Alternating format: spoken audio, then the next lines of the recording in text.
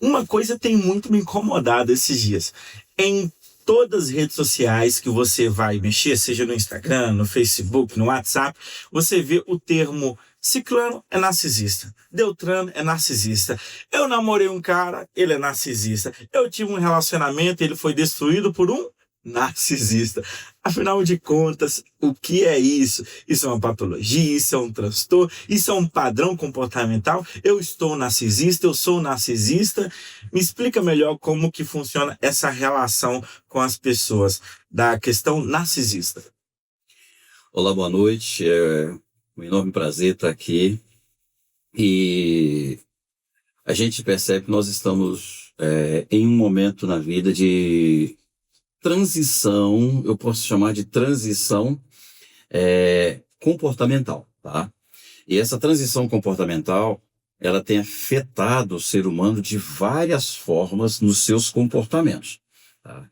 E é interessante que essa colocação de narcisista, a gente tem que entender o que é um comportamento narcisista. Tem um comportamento e tem aquele que é o narciso, né,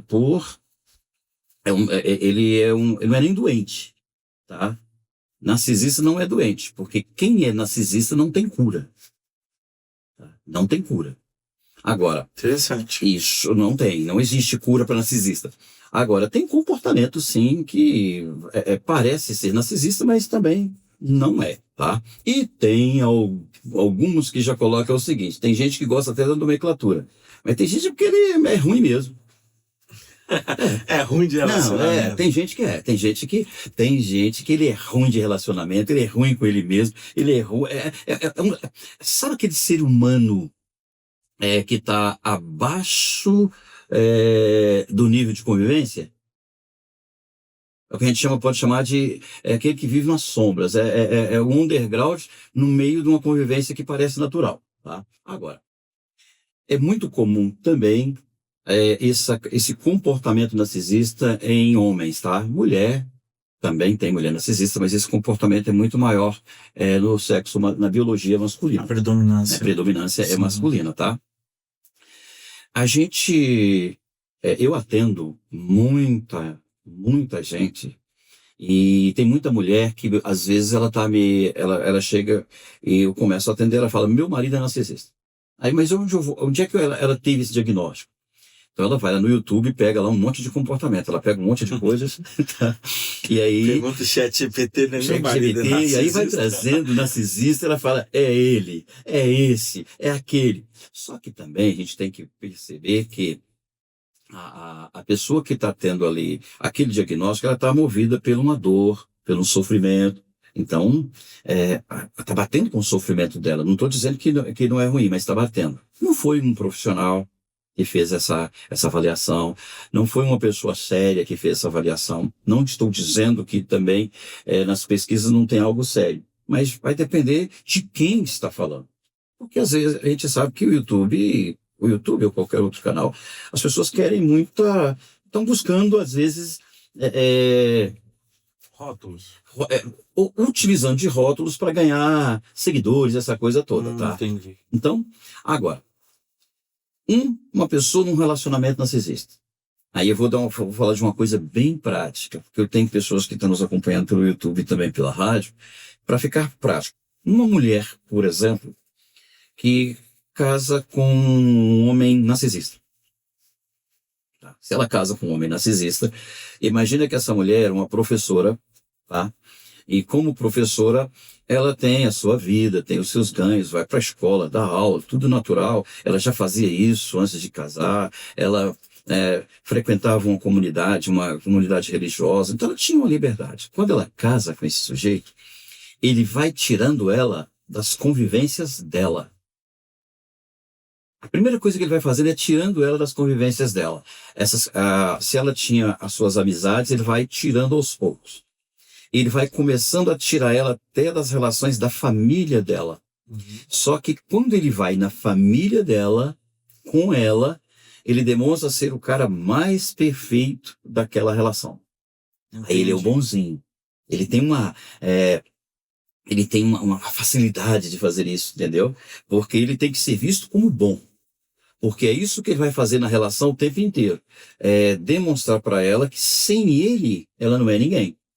Só que o narcisista, vamos pegar uma pessoa que ele já é baixo.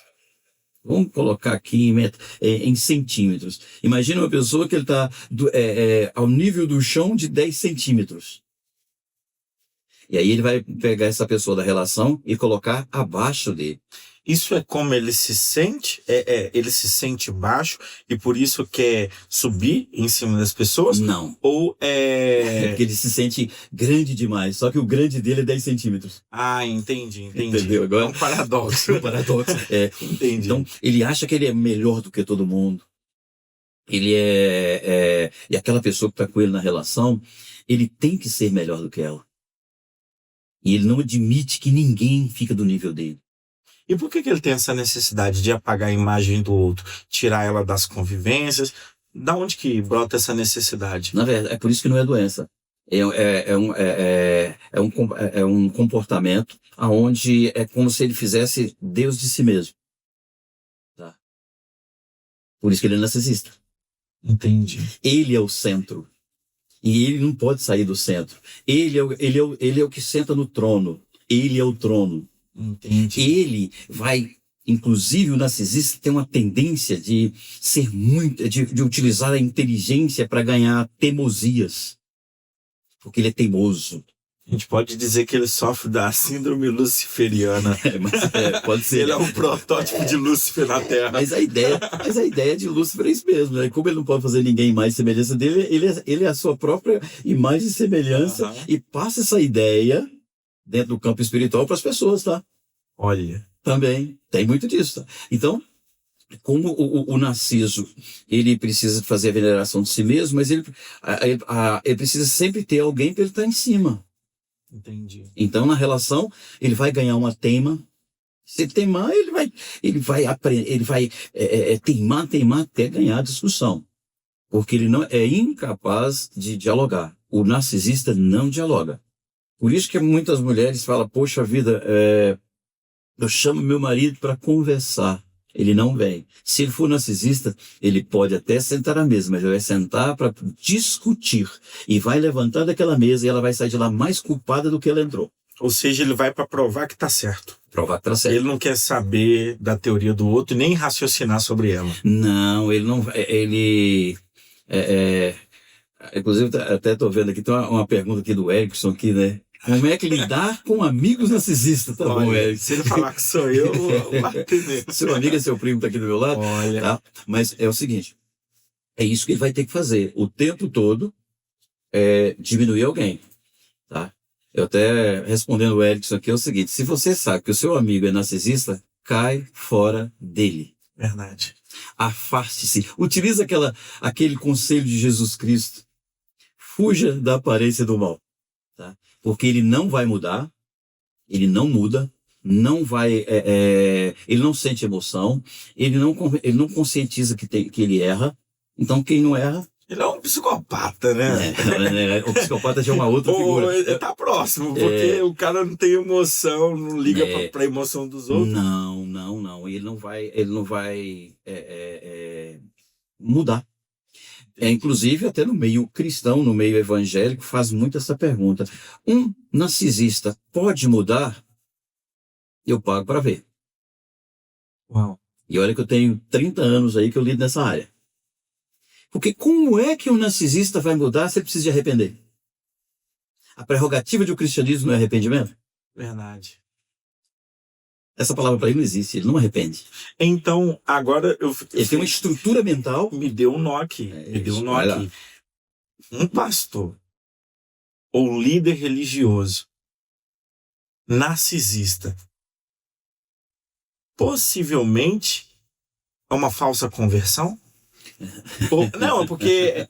Não, agora deu um nó na cabeça. Porque o narcisismo não escolhe em quem cai. A pessoa nasce, né? Pelo que eu entendi. E isso é da patologia, não da pessoa que tem uma atitude narcisista. Aí teve uma atitude narcisista, qualquer um pode ter. Mas uma pessoa que nasce já com essa... Sim. Vamos colocar, com esse transtorno narcisista, ela não muda. Então, se a pessoa está numa posição, seja ela de liderança espiritual, e ela então a gente pode colocar que a conversão dela é falsa. Porque se a prerrogativa é o arrependimento. E agora vamos lá. Então, Agora eu fiquei com... isso, ele não tem uma conversão falsa.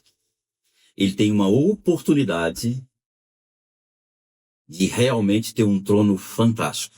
Olha, fica triste não, tá? É o lugar que mais tem narcisista, são púlpitos de igreja evangélica. Uau.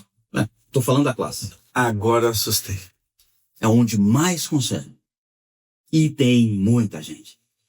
Porque, veja bem, olha a prerrogativa de um narcisista dentro desse campo. Se ele vai para dentro de uma igreja, a primeira coisa que ele vai acontecer com ele vai destacar. Porque ele é preparado para isso. Sim. Aí ele vai se destacar, ele vai ser aquele que cumprimenta todos. Ele vai ser o baterista, ele vai ser é o que aparece, ele muda o tom de voz, ele precisa ganhar aquela população.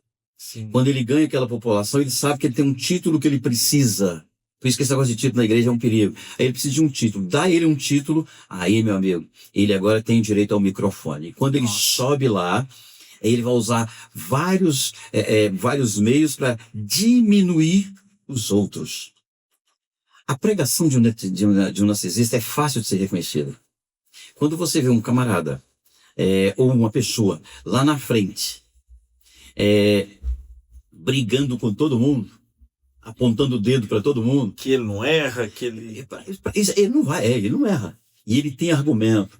E aí ele aponta o dedo, você está errado, você precisa mudar. Até a expressão do corpo dele é essa, é de apontar dedo mesmo. Geralmente o pessoal associa com um profeta, né? É o profeta claro, da casa. Claro. Ou pode ser qualquer um, mas desde que ele tenha essa oportunidade, ninguém tira ele de lá, porque aí ele começa a se tornar o inquestionável. Olha que maravilha. Ele é o inquestionável. E ali ele vai colocando, ele vai passando essa ideia e ele vai diminuindo as pessoas. Tanto é que olha, eu atendo um público evangélico muito grande. Tem pessoas que chegam no meu escritório, eles têm pânico de sentar numa mesa onde senta um pastor. Tá? Gente, eu conversei com um ontem. E essa pessoa me disse o seguinte, eu vou até citar esse caso aqui. Ele virou para mim e falou, ele quer vir, eu estou atendendo ele online, tá? E ele quer vir no meu escritório para a gente conversar pessoalmente. E aí hoje, como a gente já tem uma relação boa entre cliente e terapeuta, ele falou comigo, eu preciso conversar com você, porque é o seguinte, eu frequentei igreja evangélica há muitos anos. E o dia que eu fui lá conversar com o pastor, a mesa dele era tão grande, que quase que eu tinha que pegar um megafone para falar com ele. Só que quando eu fui para sentar perto dele, ele disse que, como era a primeira vez que eu estava indo lá para ser atendido, eu tinha que sentar bem distante dele. Que isso? Vossa Santidade. Olha, e o camarada é gente de percussão nacional e que o povo acha que é grande. E é por isso que esses caras ganham, tá? Porque essas falas, elas são de rebaixar as pessoas. Então, gente, é uma coisa tão simples. Se alguém é um líder, né, como você colocou, um líder dentro de uma igreja, uma instituição religiosa, ele tem que ter ele precisa ser passivo, ele tem que ser manso, Sim. Ele tem que ser compreensivo. Os frutos do Espírito. Está lá em Gálatas. Ele precisa ser compreensivo, ele precisa admitir para aquela plateia que ele é um como. Que é humano, né? Que ele é humano falha. E que ele também falha. Então ele vai usar muito, você vai ver que vai usar muito o nós do que vocês. Por exemplo, nós precisamos admitir que precisamos mudar, não é? Vocês têm que mudar, vocês estão... E o que é pior? Um narcisista faz um monte de gente ter comportamento narcisista, que é os discípulos dele. Entendi. Porque aí os outros que não são, está a serviço do que é, usando as mesmas falas. Aí o rebanho é a cara do pastor. Rebanha. E o dia que alguém diz, fala, peraí, isso está errado, o que ele faz? Ele já reúne o povo e fala, olha, esse é uma ovelha rebelde. Rebelou contra o ministério, rebelou contra Deus, rebelou contra mim. Então, esse lugar tem muita gente. E ele não deixa as pessoas crescerem. Porque ele tem que estar sempre maior. Mas ele vai se beneficiar do talento, ele vai se beneficiar do que faz para ele. Então, Entendi. tem muita gente sim, tá? Então ele não Uau. converte. Por isso eu falo, eu pago para ver um narcisista que converteu. Porque ele não arrepende. E eu conheço um. Como eu fui professor de um seminário, tinha alunos que às vezes a gente batia de frente e era fácil saber.